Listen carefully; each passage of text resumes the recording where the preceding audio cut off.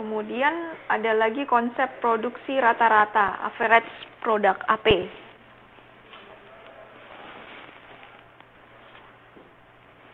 AP itu output rata-rata dari unit. Jadi output rata-rata dari unit, AP itu Q sama dengan X. Atau kalau dibalik, ini Q-nya itu sama dengan TP ya. Total product itu sama dengan average product kali X. Berapa input yang dipakai. Nah, untuk menghasilkan keuntungan maksimum MP dari harga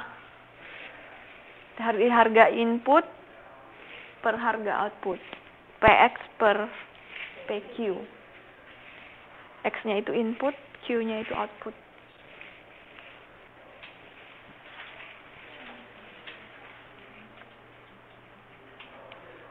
Nah, terus di samping itu tingkat penggunaan input itu harus berada pada daerah produksi marginal menurun. Jadi MP itu maksimum pada saat produksi marginal menurun atau pada saat turunan pertama dari MP itu sama dengan negatif. Nanti turunan pertama dari keuntungan maksimum itu disingkat, ditulis dengan M kecil. Itu turunan pertama dari keuntungan maksimum. Jadi syaratnya keuntungan maksimum pada saat produksi marginal menurun pada daerah turunan pertama MP itu negatif atau disingkat M. Nah, ini contoh dalam angka total product, marginal total product atau Q ya kalau di sini. Terus ada marginal product, ada average product. Labor itu berarti input ya, labor 0, 1, 2 sampai 9. Dengan adanya misalnya ini labornya 9, total produknya 62. Marginal produknya makin lama makin menurun. Kemudian average produknya sebenarnya makin menurun, tapi ini 6,9. Dia juga berlaku hukum the law of diminishing return, sama seperti perilaku konsumen. Tapi di sini dengan peningkatan dari input secara bersamaan akan menghasilkan penurunan MP, marginal product, dari variabel input-input yang ada. Jadi ini kita bisa lihat ini MP. MP-nya akan menurun, AP-nya juga ya, dari gambar.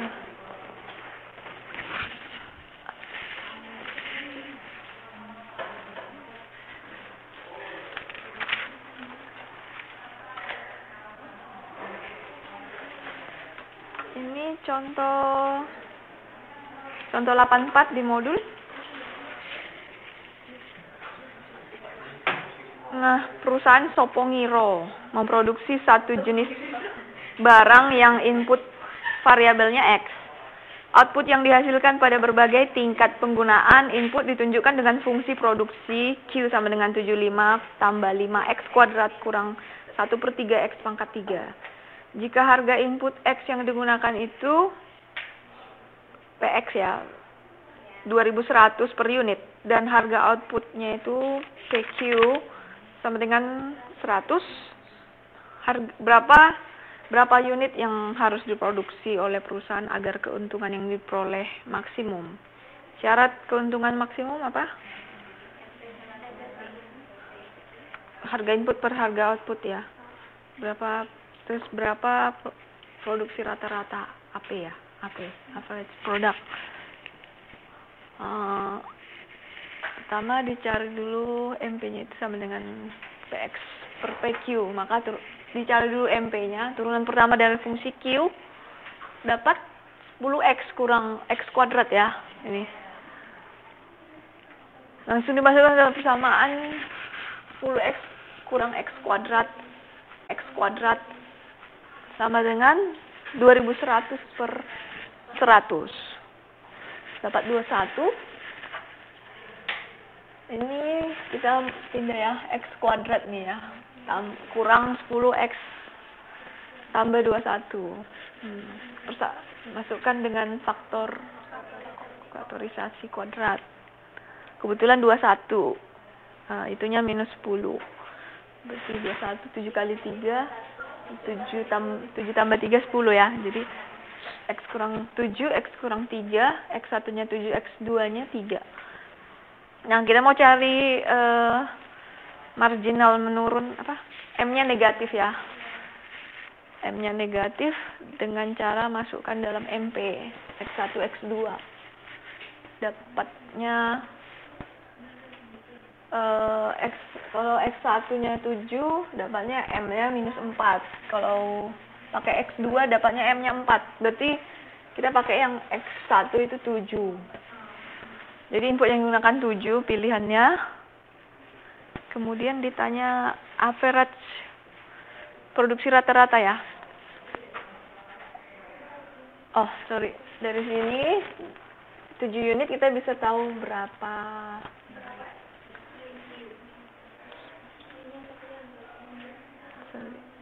Karena X-nya udah diketahui 7, langsung kita tahu berapa Q. Masukkan dalam persamaan fungsi produksi. Q-nya dapat 205 unit. Q-nya 205 unit. X-nya itu inputnya itu 7.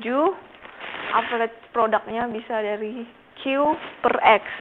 205 bagi 7. Dapatnya kira-kira 29 unit. Jadi tingkat penggunaan inputnya itu X-nya 7 unit. Setiap unit input digunakan untuk menghasilkan rata-rata 29. Jadi setiap satu penggunaan input itu rata-rata menghasilkan 29 unit output. Ya, ini masih mudah ya. Oke. Ada mau dikerjain lagi nggak ya?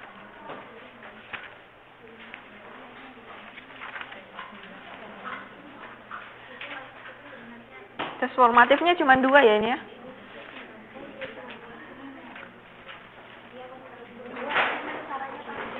Hah? Panjang? Iya. Menghafal rumus ya. Mudah-mudahan nanti ujian nggak ini. Bisa bawa kalkulator, pasti.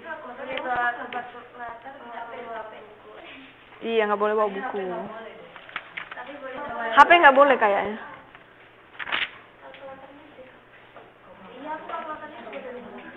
Nah, ini tinggal misalnya kayak nomor 2 tes formatif diketahui AP. Berarti AP itu bisa untuk total produksi berarti AP kali X ya. Kemudian bisa langsung masukkan dalam rumus.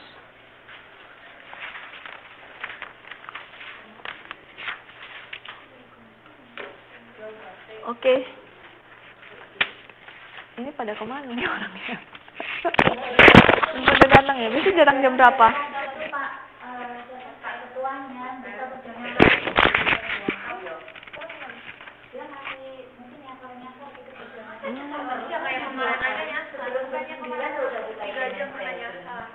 Oh, oke.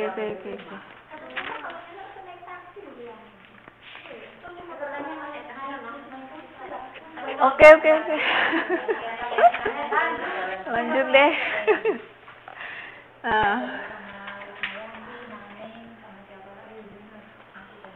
Elastisitas ini memakai konsep fungsi permintaan yang tunduk pada hukum permintaan apabila jumlah barang, yaitu hukum permintaan apabila jumlah yang barang yang diminta oleh konsumen berlawanan dengan harga ya. Apabila harganya naik, jumlah yang barang yang diminta oleh konsumen akan turun. Itu dalam keadaan ceteris paribus. Kalau terpaksa biasanya dibeli ya. Kecuali terpaksa. Nah, elastisitas itu adalah aplikasi untuk turunan